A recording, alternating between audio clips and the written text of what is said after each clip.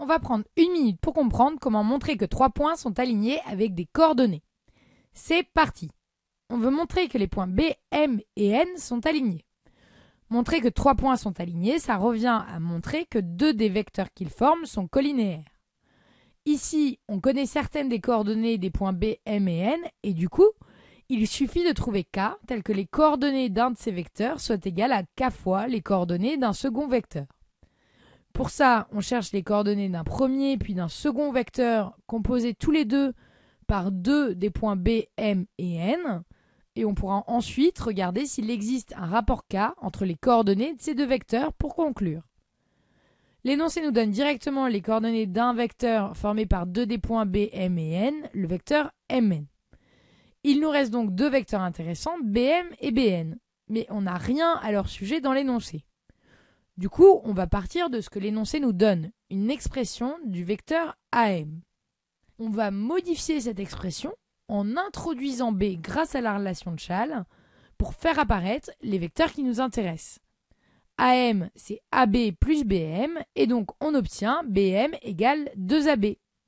D'après le cours, ça veut dire que les coordonnées de BM sont égales à 2 fois les coordonnées du vecteur AB, qu'on calcule facilement à partir des coordonnées des points A et B.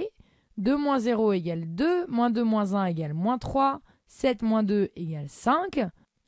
On réinjecte ces valeurs dans notre système d'équations pour trouver les coordonnées du vecteur BM, 4, moins 6 et 10.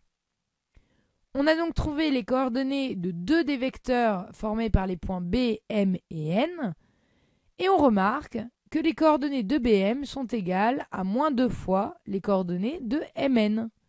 D'après le cours, ça veut dire que Bm est égal à moins 2 fois le vecteur Mn, et donc ces deux vecteurs sont collinaires avec un point commun, ce qui veut dire que les points B, M et N sont alignés.